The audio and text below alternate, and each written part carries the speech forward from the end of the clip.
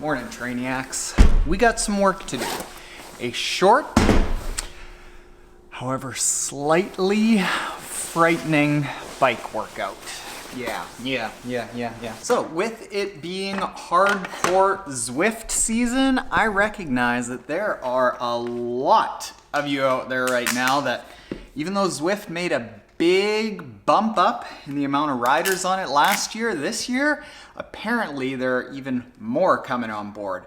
So there's lots of questions about how to get Zwift set up properly, and one of the biggest things that people need to know is how to integrate Zwift so that after every single ride it automatically pushes to Strava, automatically pushes to Today's Plan or TrainingPeaks or Garmin Connect, whatever it might be. So after I fight throwing up for about a half an hour, we're gonna do that. Sounds fun, right? Let's go.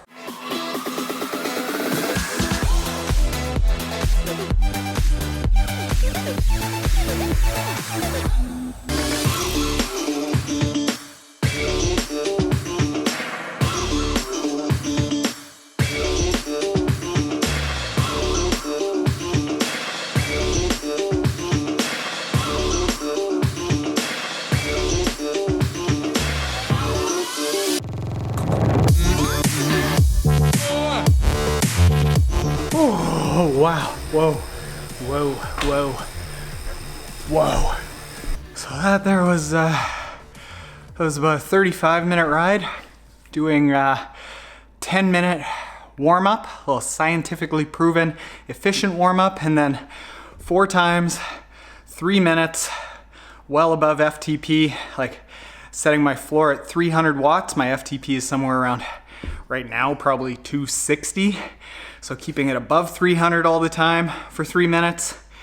Rest for 3 minutes in zone 2, down around like 130 watts. Do that 4 times. Try not to puke at the end. I need a different sport, guys. All right, I gotta go get my tooth cleaned, then we'll come back. I'll tell you how to set up Zwift, okay?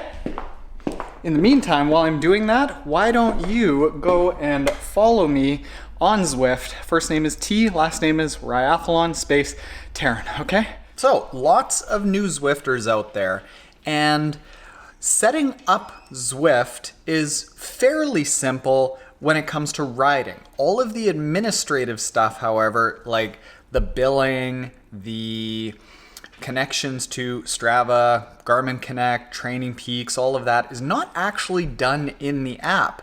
So when you go to Zwift, you are going to be bounced around to all of these screens right here, and you're going to be like, well, where do I manage this?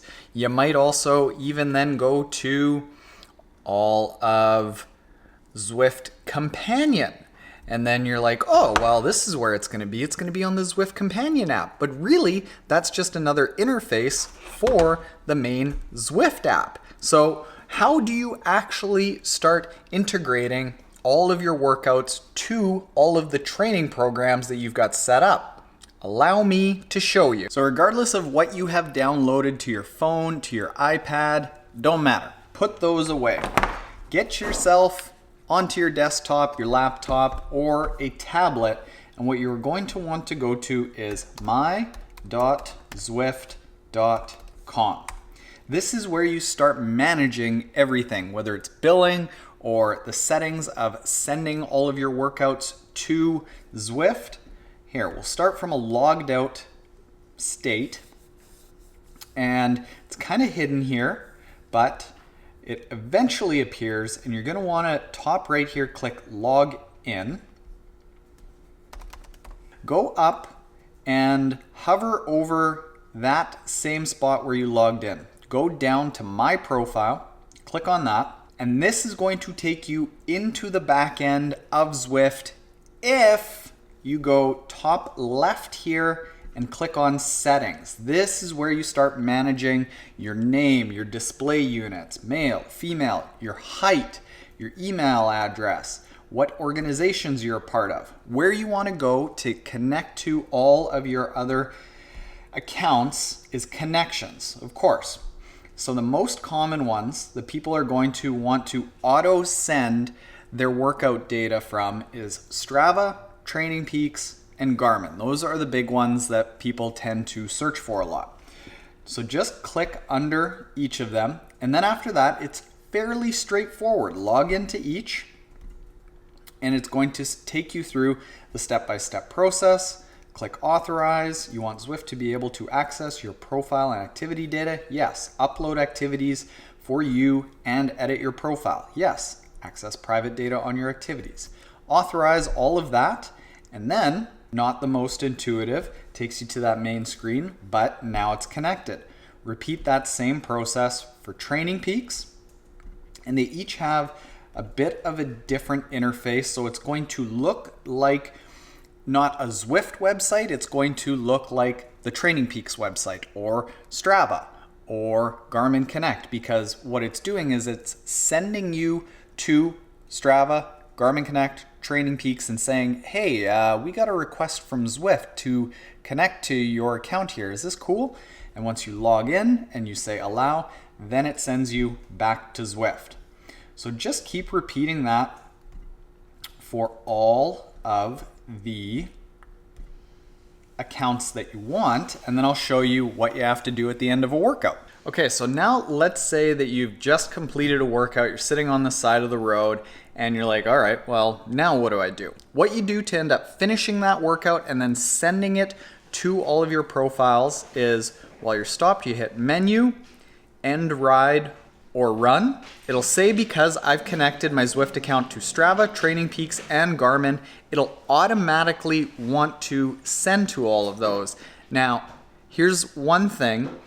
You have to connect it to TrainingPeaks and Garmin if you want to send it to both. Even if you have TrainingPeaks set up to pull from Garmin, it's smart enough that those two pieces of software know that you shouldn't be doubling up on a workout. So if you want to send to both TrainingPeaks and Garmin, you can't just send it to Garmin and have it send to TrainingPeaks. You have to connect both, because these Zwift workouts sent to Garmin don't actually go back to TrainingPeaks. So connect both, and once that's done, you hit save, and then they will automatically be uploaded to all of those platforms. Now, what if you want to actually go and grab some of your old Zwift data and manually upload it if you've been missing that? We'll get into that right now. So let's say you've ended up completing an activity and for whatever reason it didn't end up going to any of those platforms that you want to monitor your training in, or maybe there's a whole bunch of workouts that you've already done that you want to then go and upload and they're just trapped in the Zwift Never land. Well, here's how you go and get those workouts and upload them. Just like before, we're going to navigate to my.zwift.com. Okay, so once you get to myzwift.com, you're going to stay on this main page. Navigate to the file that you want to upload to the other platforms. Click download, and that's going to download a fit file of that specific workout. Then you have to go to each of the platforms individually. Go to strava.com and get yourself to the dashboard here. Hover over the plus sign top right. Click on Upload Activity. Click on File. Choose the file and go to that fit file and hit Open. It's not going to let me do that because it's a duplicate, but that's what you do for Strava.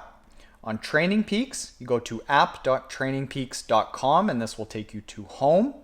You want to then go to the calendar. Yep. Click Upload. Do that same thing. Upload the file. And it is going to do that same thing. You have to save and close it if you want to save it. For Garmin, you go to connect.garmin.com. You click this little cloud upload.